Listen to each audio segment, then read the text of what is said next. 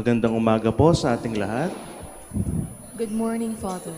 Ngayon po ay pinagdiriwang natin ang Solemnity of the Most Holy Body and Blood of Christ, ang dakilang kapistahan ng kabanal-banalang katawan at dugo ng ating Panginoong Heso Kristo. We begin our celebration in the name of the Father, and of the Son, and of the Holy Spirit. Amen.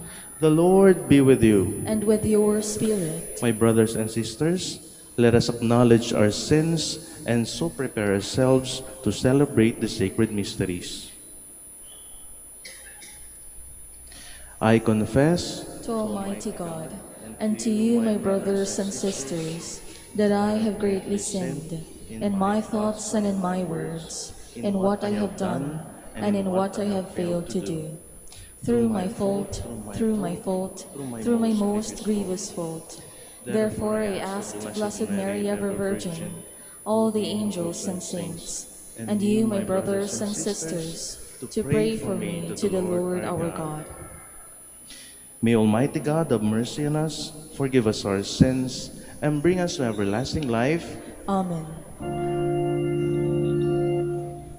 Lord, have mercy.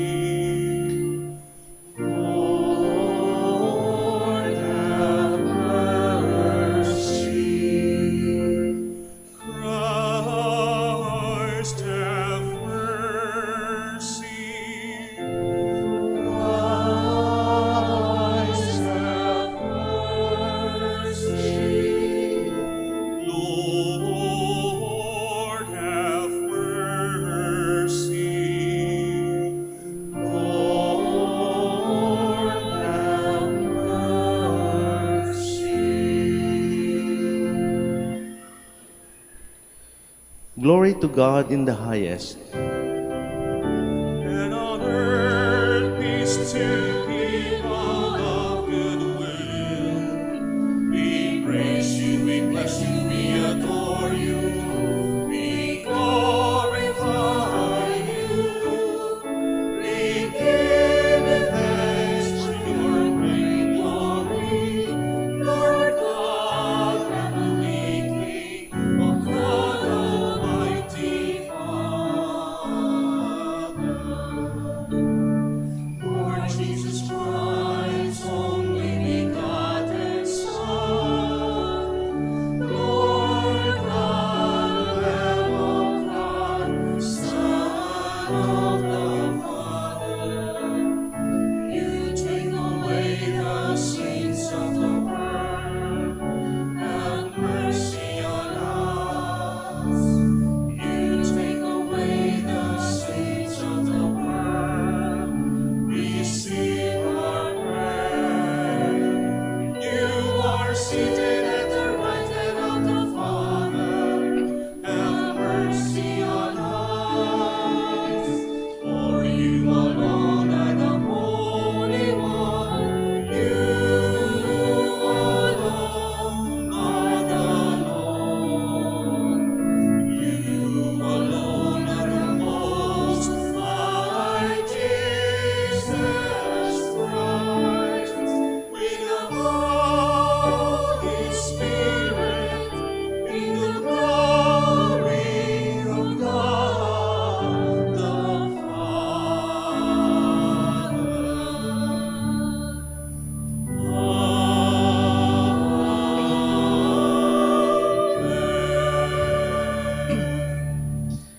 let us pray.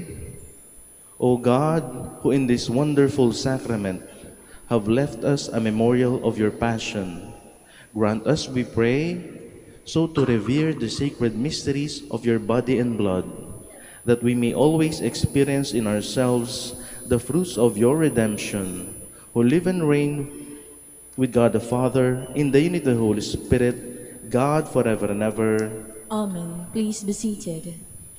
When God first made a covenant with the Israelites at Sinai, the covenant was ratified with the blood of animals to show that God meant to share in the life and destiny of the chosen people.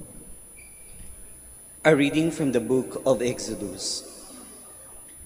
When Moses came to the people and related all the words and ordinances of the Lord, they all answered with one voice, "We will do everything that the Lord has told us." Moses then wrote down all the words of the Lord, and, rising early the next day, he erected at the foot of the mountain an altar and 12 pillars for the 12 tribes of Israel. Then, having sent certain young men of the Israelites to offer holocaust and sacrifice young bulls as peace offerings to the Lord, Moses took half of the blood and put it in large bowls. The other half he splashed on the altar. Taking the book of the covenant, he read it aloud to the people, who answered, "All that the Lord has said, we will heed and do." Then he took the blood and sprinkled it on the people, saying, "This is the blood of the covenant that the Lord has made with you in accordance with all these words of his." The word of the Lord. Thanks be to God.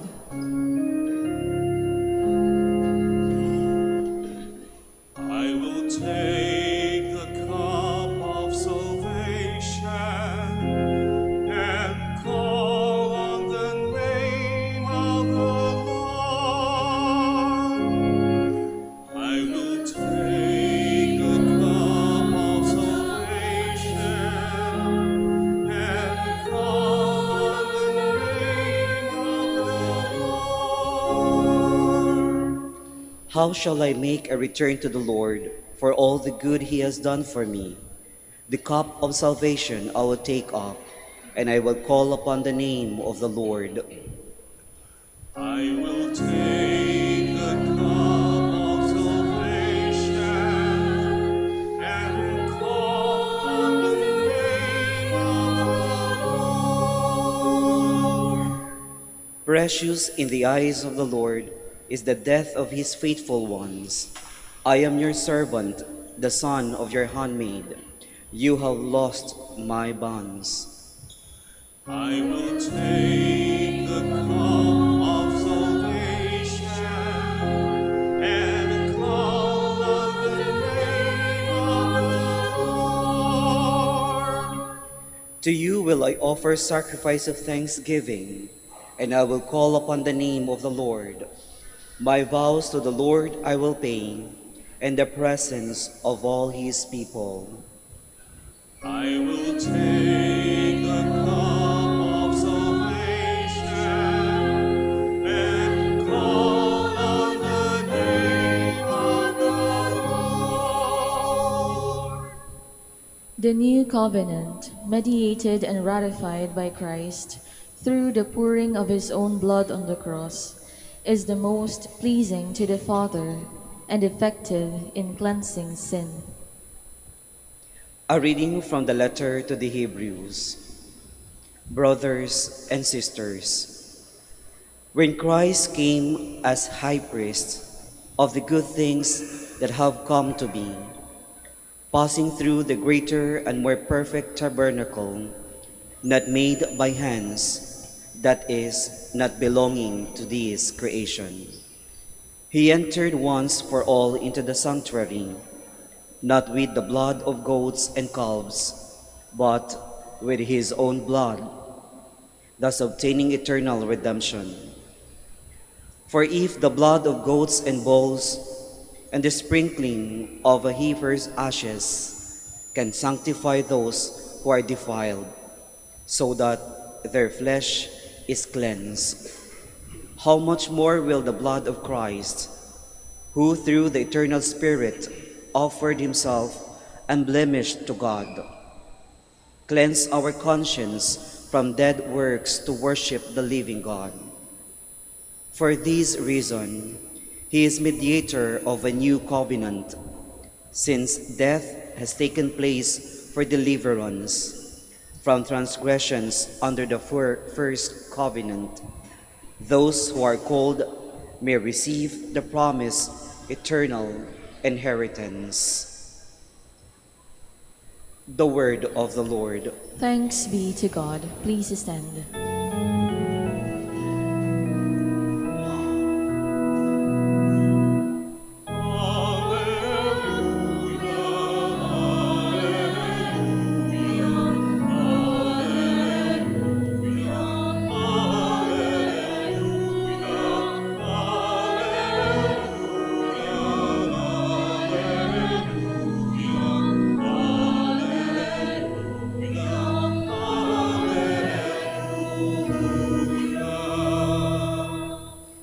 I am the living bread that came down from heaven, says the Lord.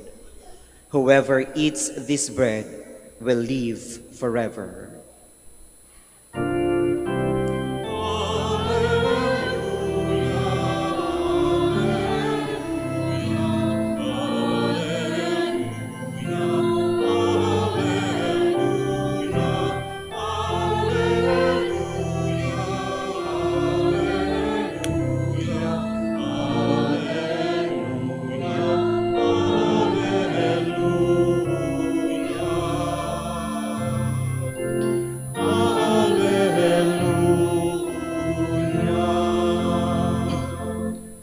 The Lord be with you. And with your spirit. A reading from the Holy Gospel according to Mark. Glory to you, O Lord. On the first day of the feast of unleavened bread, when they sacrificed the Passover lamb, Jesus' disciples said to him, "Where do you want us to go and prepare for you to eat the Passover?" He sent two of his disciples and said to them, "Go into the city, and a man will meet you, carrying a jar of water. Follow him. Wherever he enters, say to the master of the house, 'The teacher says, where is my guest room, where I may eat the Passover with my disciples?' Then he will show you a large upper room, furnished and ready. Make the preparations for us there." The disciples then went off, entered the city, and found it as he had told them. And they prepared the Passover. While they were eating, he took bread, said a blessing, broke it, and gave it to them, and said, "Take it. This is my body." Then he took a cup, gave thanks, and gave it to them, and they all drank from it. He said to them, "This is my blood of the covenant, which will be shed for many. Amen, amen, I say to you, I shall not drink again the fruit of the vine until the day when I drink it new in the kingdom of God." Then after singing a hymn, they went out to the Mount of Olives. The Gospel of the Lord. Praise to you, Lord Jesus Christ. Please be seated. Gaya po ng sabi natin kanina, ngayon po ay pinagdiriwang po natin ng Solemnity of the Most Holy Body and Blood of Christ, ang kabanal-banalang katawan at dugo ng ating Panginoong Hesukristo na ibinibigay niya sa bawat isa sa atin. Ito po ang pinakamahalagang aspeto ng ating pananampalataya. Kaya po sa ating katesismo, ano ang sabi dito? This is the source and summit of Christian life, ang pinagmumulan at rurok ng Kristiyanong pamumuhay. Gayon din po, kaya nga mapapansin niyo po sa lahat ng ating simbahan, sa lahat ng ating kapilya, ano po ang laging sentro? Ang laging sentro ay ang krus at ang altar ng ating Panginoon. Dahil po sa altar ng ating Panginoon, dito natin tinatanggap ang kanyang kabanal-banalang katawan at dugo. At alam niyo po, sa history po, sa kasaysayan po ng ating simbahan, nagkaroon na po tayo ng maraming himala. Maraming himala. Isang uri po ng himala diyan ay yung mga osya at yung mga alak na nagiging tunay na katawan at dugo ng ating Panginoong Hesukristo. Dito nga po sumikat yung malapit ng makanonize na santo, si Blessed Carlo Acutis. Dahil po isa po sa ginawa niya sa internet, kinolekta po niya yung mga accounts ng Eucharistic miracles.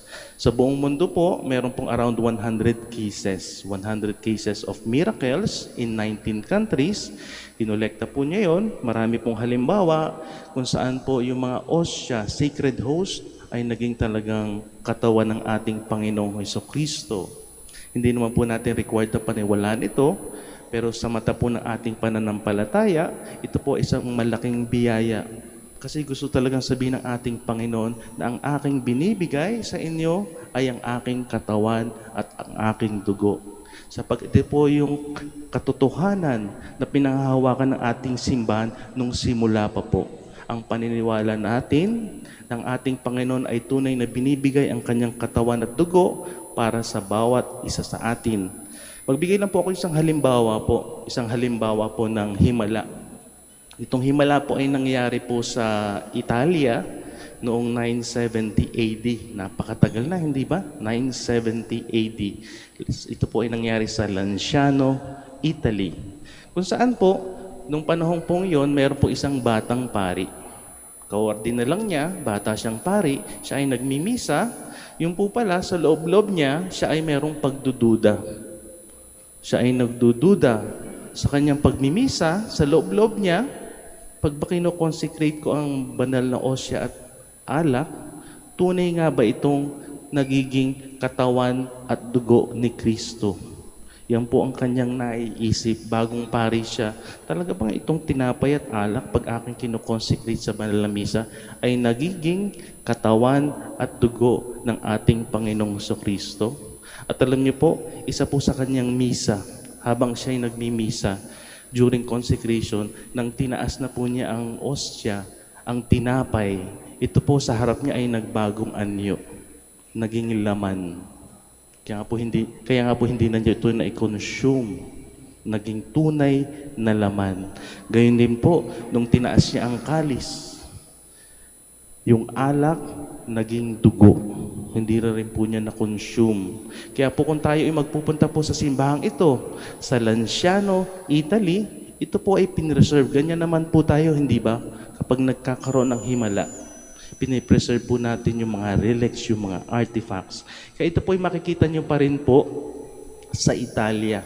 Naka-display po yan. Nasa monstrance, may lalagyan, yung tinapay, pati yung alak. At maswerte po tayo ngayon sa ating panahon. Dahil nasa panahon po tayo ng modernong era. Modernong era kung saan maganda na po ang ating medisina, hindi po ba? Maganda na ang ating siyensya. At alam niyo po, ito pong himala na po ito ay isinailalim na sa laboratory test. Tunay nga ba yung katawan ni Kristo? Tunay nga ba yung dugo ni Kristo?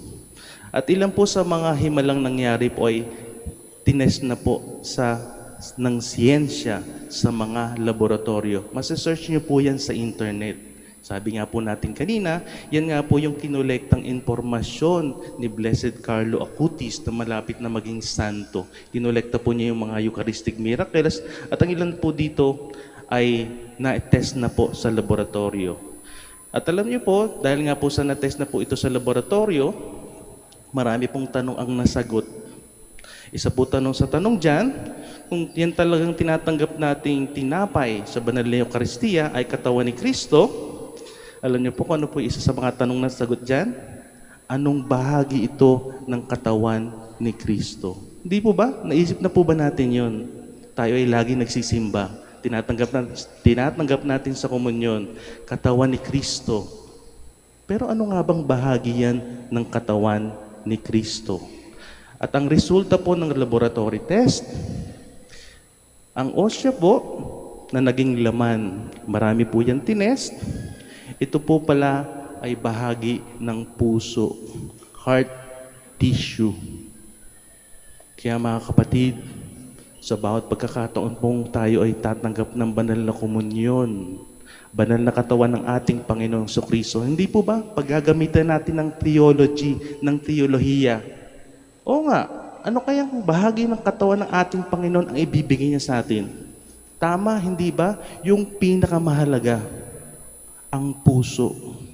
At alam niyo po, dahil nga po ang puso, marami pa yung bahagi, alam din po nila kung anong bahagi ng puso kasi marami po yung parts eh. At alam niyo po kung anong bahagi ng puso, medyo technical yung term. Yung bahagi, specific na bahagi po ng puso ay yung pong tinatawag na myocardium. Medyo technical po yung term. Ang ibig sabihin lang po, ito po yung tissue o yung muscle o bahagi ng puso ng isang tao na nagpapump ng dugo sa buong katawan. Ibig sabihin po ng myocardium, ito po ang pinakamahalagang bahagi pa ng puso. Dahil ito po ang responsable para ipump lahat ng dugo sa buo nating katawan. Hindi po ba ganun tayo ka-special sa ating Panginoon? Hindi lang niya inalay ang kanyang buhay sa krus, ibinibigay niya pa sa atin ang kanyang katawan. Pero anong bahagi ng katawan? Yung pinakamahalagang bahagi ng katawan, ang puso ng ating Panginoon. At hindi lang doon nagtatapos. Andun pa yun sa pinakamahalagang bahagi ng pinakamahalagang bahagi ng kanyang katawan, ang myocardium. Ganon po tayo kamahal ng ating Panginoon. Ang binibigay niya sa atin, yung pinakamaganda. Ang binibigay niya sa atin, yung best. Ang gustong sabihin sa atin ng Panginoon, ganyan ko kayo kamahal. Mahal na mahal ko kayo. Bibigay ko sa inyo aking buhay. Bibigay ko sa inyo aking puso. Ang pinakamahalagang bahagi ng katawan. At isa rin po sa resulta na nalaman po natin, dahil nga po hindi lamang tinest yung tinapay na naging laman. Ang tinest din po is yung alak na naging dugo. At nung tinesting po, marami pong nalaman eh. Pero ang isi-share lang po natin ay yung blood type. Alam niyo po yon? May blood type ang ating Panginoon. Siyempre naman. Kasi siya ay Diyos na naging tao. Kaya meron siyang dugo, meron siyang blood type. Medyo magkukonting science muli po tayo. Dahil po, sasagutin natin dito kung ano po ang blood type ng ating Panginoon. Pero una po sa lahat, meron po kasing 8 blood types. Di pa po, meron tayong O, A, B, and AB. 4 po. At dahil merong plus, saka minus, positive, negative, kaya po siya naging 8. At alam niyo po, sa dugo po pala, meron po kasi tayong, alam naman natin yung blood donation, di po ba? Meron po pala yung table. Kung saan po, halimbawa, ang dugo mo ay O, meron lang na uri ng dugo na pwede kang mag-donate. Ganun po pala yan. Meron specific. Halimbawa, ang blood type mo ay B. Meron ka lang blood type na pwede mong bigyan ng dugo. Hindi mo mabibigyan lahat ng dugo.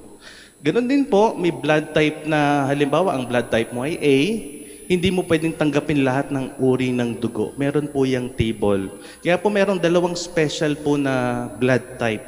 2 special na blood type, yung pong O negative, saka po yung AB positive. Kasi po pag ikaw ay O negative, ibig sabihin, pag magdo-donate ka ng dugo, kahit sino pwede mong bigyan. Ang tawag sa'yo, universal donor. Gayun naman po, kung ikaw ay blood type AB+, ang ibig sabihin po nun, kahit kaninong dugo, pwede mong tanggapin. Ang tawag sa iyo ay universal receiver. Ito na nga po yung 2 special na blood type. Ano sa tingin niyo po ba ang blood type ng ating Panginoon? Naandyan lang po yan sa 2 yan. Ang ating Panginoon ba ay universal donor? Tagabigay ng dugo? O universal receiver, tagatanggap ng dugo? Ano po sa tingin nyo? Ang sagot po, ang blood type ng ating Panginoong Jesus ay AB+. Ibig sabihin, siya ay universal receiver. Inikilabutan na po ako. Kasi po, pag gagamitan na natin ng theology ito, ano ba ang ibig sabihin nito? Kasi nga po, pag tayo po'y nagkukomunyon, pumila na tayo nagkukomunyon, tinanggap natin katawan ni Kristo, amen. Tinanggap po natin ang ating Panginoon. Ang akala po natin ay tinatanggap natin ang ating Panginoon. Hindi po ba ganon? Kasi pag may kinakain tayo, kahit anong kainin natin, kanin, ulam, nagiging bahagi ng ating katawan. Pero sa ating Panginoon po iba. Sa ating Panginoon iba. Ibig sabihin, pag tayo nagkomunyon, tumaganap tayo ng katawan ni Kristo, baligtad po ang nangyayari. Pag tinanggap natin ang ating Panginoon, tayo ang nagiging bahagi ng katawan ni Kristo. At ito po ang tinuturo po sa atin ng ating simbahan. Ito po ang tinuturo sa atin ng ating teolohiya. Na tuwing tinatanggap natin ating Panginoon, baligtad, hindi natin siya nagiging bahagi. Tayo ang nagiging bahagi ng ating Panginoon. Kaya po nung pag nakita po yung lab test na yun, talagang totoo ang teolohiya. Talagang ang ating Panginoon ay universal receiver. Dahil ito po ang gustong gawin ng ating Panginoon. Makaisa ang bawat isa sa atin. Dahil mahal na mahal tayo ng ating Panginoon. Yan po ang dahilan kung bakit bumaba dito sa lupa ang ating Diyos. Mahal na mahal ko kayo, gusto ko kayong makaisa ang bawat isa sa atin. Ganyan po tayo kamahal ng ating Diyos. Bumaba siya dito sa lupa, tiniis niya lahat ng hirap. Nung siya ay naging tao, nagkatawang tao, tiniis niya, naranasan niya lahat ng hirap ng pagiging tao. Hindi lamang yan, iniyalay pa niya ang kanyang buhay sa krus at sa altar. Dahil mahal na mahal niya tayo, gusto niyang makaisa ang bawat isa sa atin. Napakaganda po talaga ng ating pananampalataya. Napakaganda ng gustong mangyari ng ating Diyos para sa bawat isa sa atin. Kaya lang po, nakakalungkot po.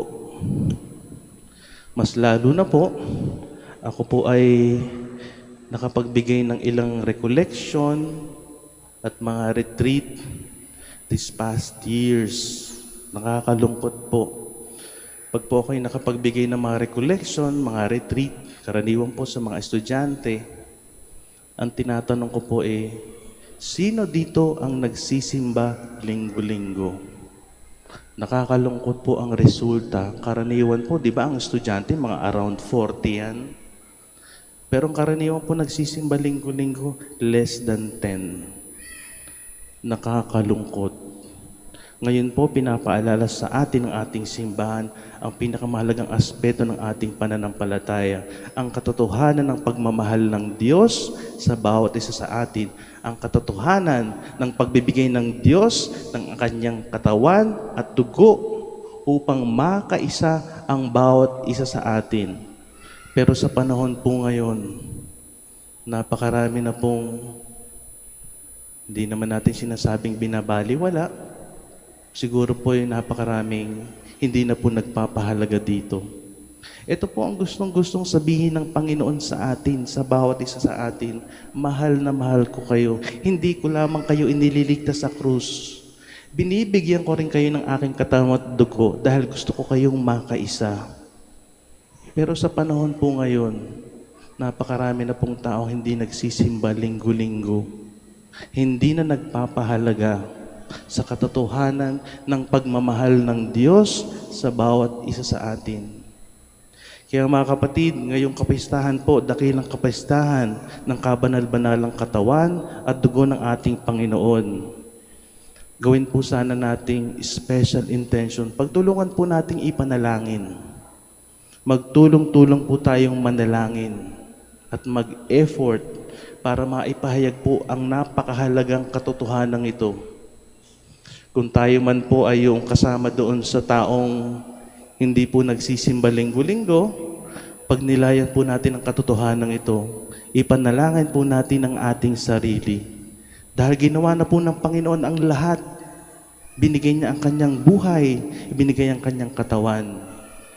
Sana po ang bawat isa sa atin ay makatugon ng naaayon sa pagmamahal na ibinibigay sa atin ng ating Panginoon. Kung tayo man po yung taong paminsan-minsan lang nagsisimba, ito po ang ating pagnilayan ngayon, ang pagmamahal ng ating Panginoon. At nang sa gayon po, sa ating pananalangin, humingi po tayo ng sapat na biyaya na tayo ay makatugon talaga sa pagmamahal na ibinibigay sa atin ng ating Panginoon. At kung tayo naman po yung linggo-linggo na nagsisimba, sana po hindi po magtapos dito. Bagkus, napakaganda po ng katotohanan, napakaganda ng pagmamahal na ibinibigay sa atin ng ating Panginoon. Huwag po sanang huminto sa bawat isa sa atin. Bagkus po, ito ay ibahagi natin sa ating kapwa. Yung katotohanan ng pagmamahal ng ating Panginoon sa bawat isa sa atin. Kaya ngayong misa po, huwag po nating hayaang manatili sa atin itong biyayang ito. Magdasal po tayo, ipagdasal po natin. Mag-isip po tayo ng tao. Maaaring ito ay ating kapamilya o ating mga mahal sa buhay o mga kakilala. Huwag po nating hayaang manatili ang biyayang ito sa atin lamang. Bagkus magsumika po tayong ibigay ito.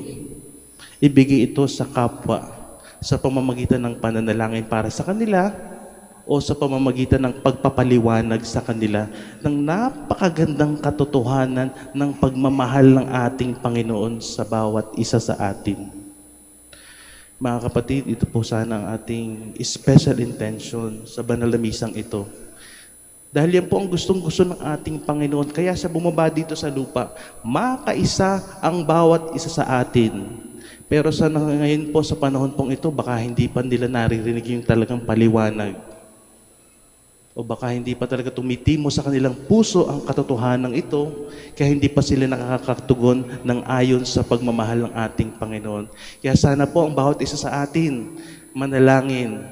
Kung tayo man po yung hindi nakakatugon, yung hindi nagsisimba linggo-linggo, ipanalangin po natin ang ating sarili. At kung tayo po yung nakakapagsimba na linggo, huwag po nating hayaang manatili ang biyaya sa atin lamang.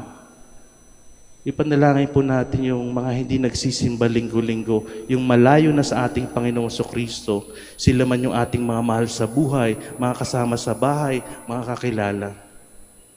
At nang sa gayon po, sa pagpapaalala po sa atin ng ating simbahan, ng dakilang kapistahan, ng katawan at dugo ng ating Panginoong Kristo, tunay po nating maipamahagi ang napakagandang katotohanan ito. Hindi po ito manatili sa atin, bagkus ay maibahagi po natin, mas lalo na sa ating mga kapatid na nalalayo na sa ating Panginoon.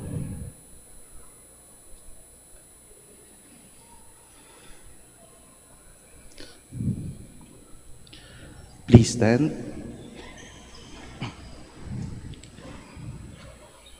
I believe in one God, The Father Almighty, maker of heaven and earth, of all things visible and invisible. I believe in one Lord Jesus Christ, the only begotten Son of God, born of the Father before all ages, God from God, light from light, true God from true God, begotten, not made, consubstantial with the Father. Through him all things were made. For us men and for our salvation, he came down from heaven, and by the Holy Spirit was incarnate of the Virgin Mary and became man. For our sake he was crucified under Pontius Pilate. He suffered death and was buried, and rose again on the third day in accordance with the Scriptures. He ascended into heaven, and is seated at the right hand of the Father. He will come again in glory to judge the living and the dead, and his kingdom will have no end. I believe in the Holy Spirit, the Lord, the giver of life, who proceeds from the Father and the Son, who with the Father and the Son is adored and glorified, who has spoken through the prophets. I believe in one holy, Catholic and Apostolic Church. I confess one baptism for the forgiveness of sins, and I look forward to the resurrection of the dead and the life of the world to come. Amen.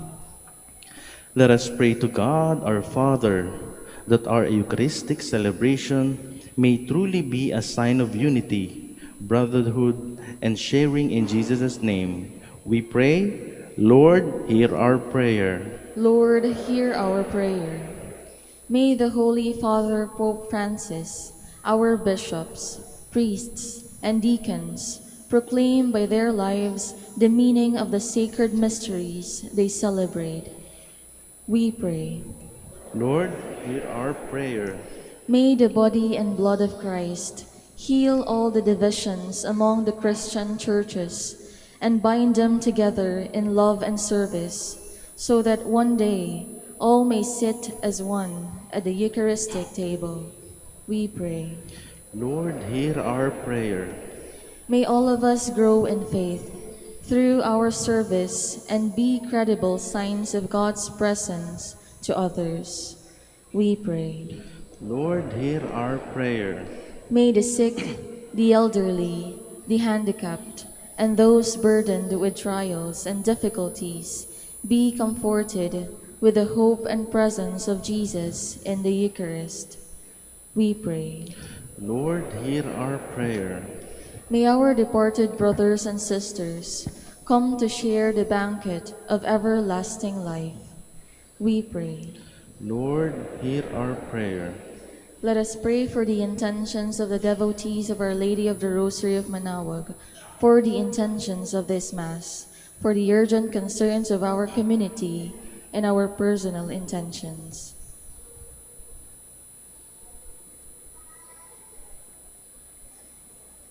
We pray. Lord, hear our prayer. Para po sa bawat isa sa atin, nawa tayo ay magkaroon ng liwanag ng isipan, lakas ng kalooban, at biyayang kinakailangan upang tayo tunay na makatugon sa pagmamahal na ibinibigay sa atin ng ating Panginoon. Let us pray to the Lord. Lord, hear our prayer. God our Father, we thank you for the sacrament of our salvation. Help us to worship you with lives poured out in loving service for the sake of our brethren. We ask this through Christ our Lord. Amen. Please be seated.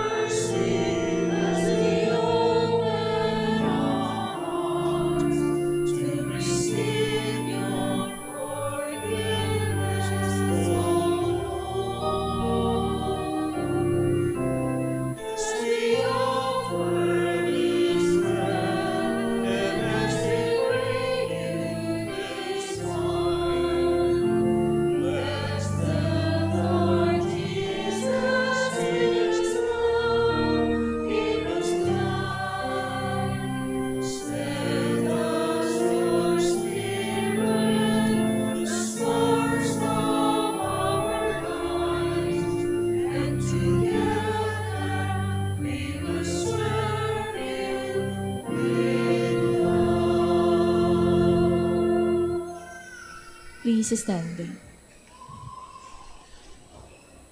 Pray, my brothers and sisters, that my sacrifice and yours may be acceptable to God, the Almighty Father. May the Lord accept the sacrifice at your hands for the praise and glory of his name, for our good and the good of all his holy church. Grant your church, O Lord, we pray, the gifts of unity and peace, whose signs are to be seen in mystery in the offerings we here present, through Christ our Lord. Amen.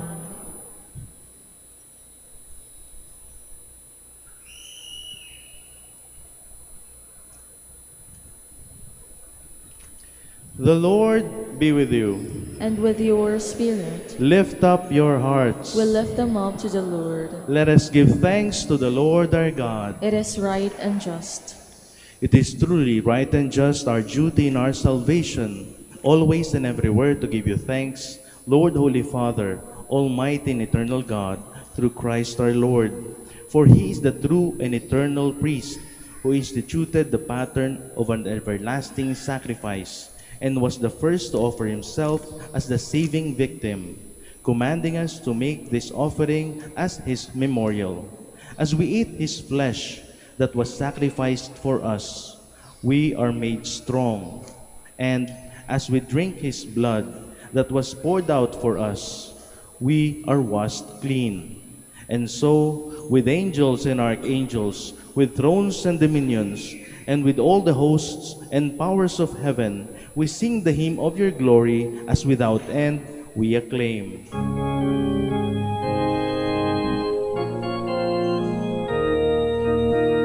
Santo, Santo, Santo, Panginoong Diyos ng mga hukbo, napupuno ang langit at lupa ng kadakilaan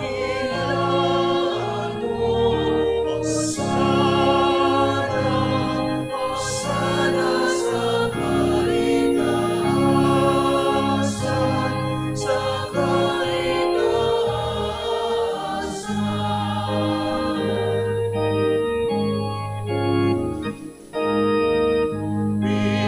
Pinagpalang naparito sa ngalan ng Panginoon. Hosanna, Hosanna sa kaitaasan, sa kaitaasan, sa kaitaasan.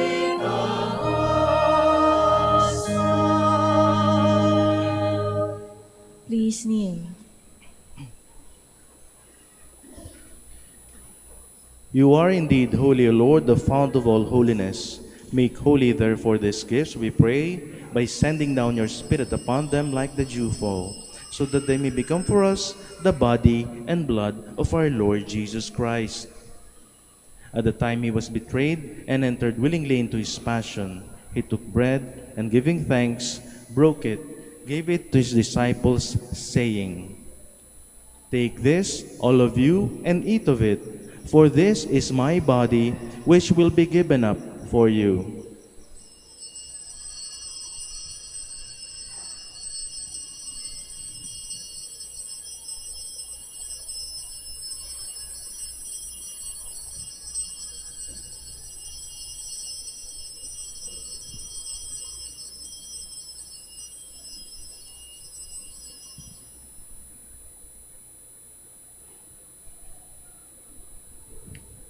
In a similar way, when supper was ended, he took the chalice, and once more giving thanks, he gave it to his disciples, saying, "Take this, all of you, and drink from it, for this is the chalice of my blood, the blood of the new and eternal covenant, which will be poured out for you and for many, for the forgiveness of sins. Do this in memory of me."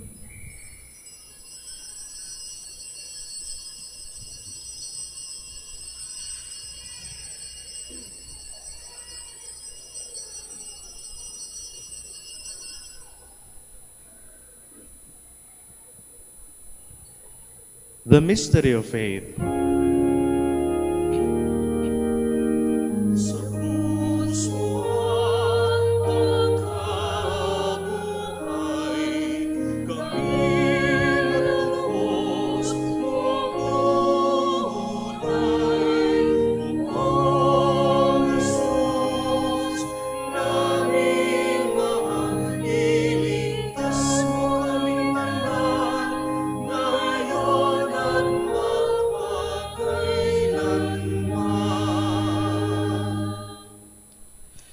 Therefore, as we celebrate the memorial of his death and resurrection, we offer you, Lord, the bread of life and the chalice of salvation, giving thanks that you have held us worthy to be in your presence and minister to you. Humbly we pray that, partaking of the body and blood of Christ, we may be gathered into one by the Holy Spirit. Remember, Lord, your church spread throughout the world, and bring her to the fullness of charity, together with Francis our Pope, and Socrates our Bishop, and all the clergy. Remember also our brothers and sisters who have fallen asleep in the hope of the resurrection, and all who have died in your mercy. Welcome them into the light of your face. Have mercy on us all, we pray, that with the Blessed Virgin Mary, Mother of God, with the blessed apostles, and all the saints who have pleased you throughout the ages, we may merit to be co-heirs to eternal life, and may praise and glorify you through your Son, Jesus Christ. Through him, and with him, and in him, O God, Almighty Father, in the unity of the Holy Spirit, all glory and honor is yours forever and ever.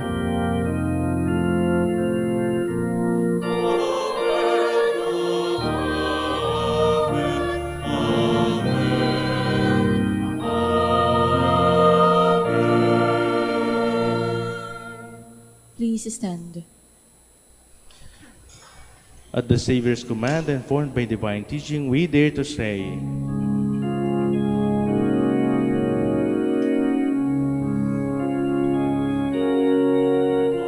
Maraming sumasalangit ka, sambahin ang ngalan mo. Magpasa amin ang kaharian mo. Sundin ang loob mo dito sa lupa para sa langit. Bigyan mo kami ngayon ng aming kapalit sa araw-araw, at patawarin mo kami sa aming mga sala, para ng pagpapatawad namin sa nagkakasala sa amin. At wag mo kami ipaling dulot sa tukso, hatian siyang kami sa lahat ng masama.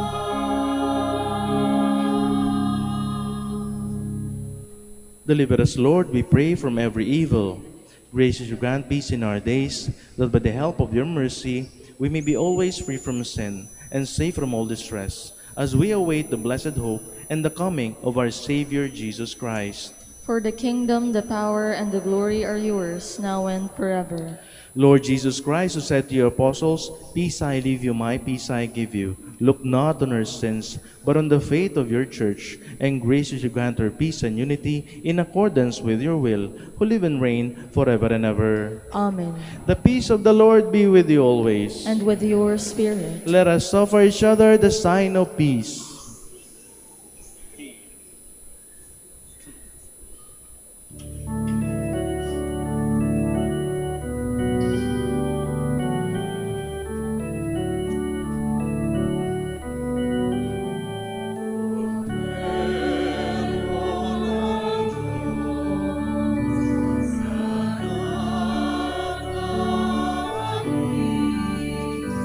Nang magkakasala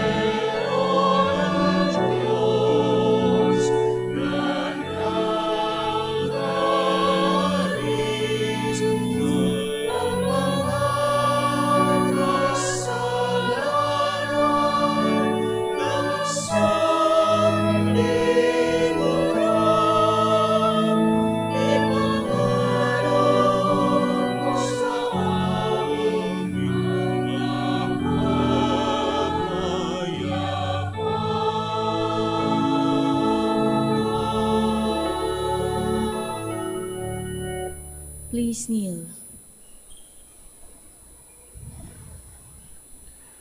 Behold the Lamb of God. Behold him who takes away the sins of the world. Blessed are those called to the feast of the Lamb. Lord, I am not worthy that ye should enter under my roof, but only say the word, and my soul shall be healed.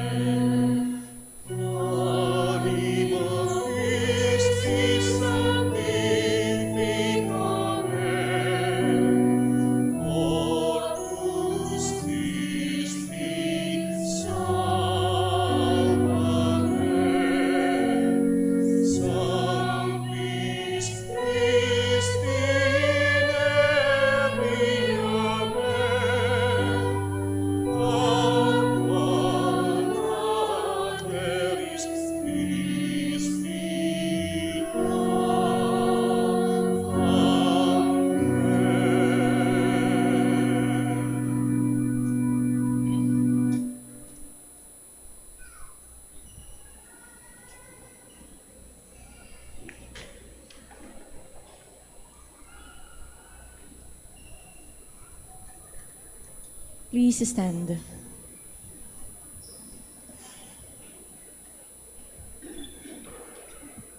Let us pray.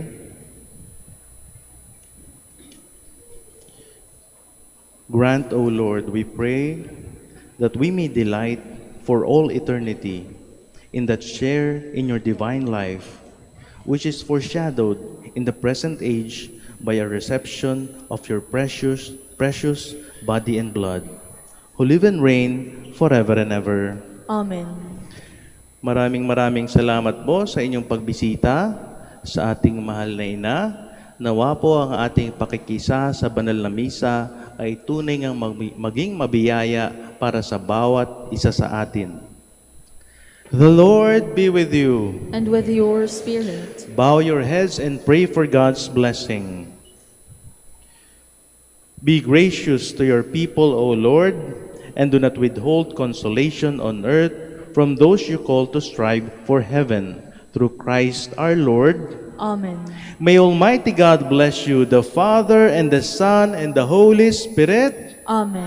Go and announce the gospel of the Lord. Thanks be to God. Palakpakan po natin ang Panginoon.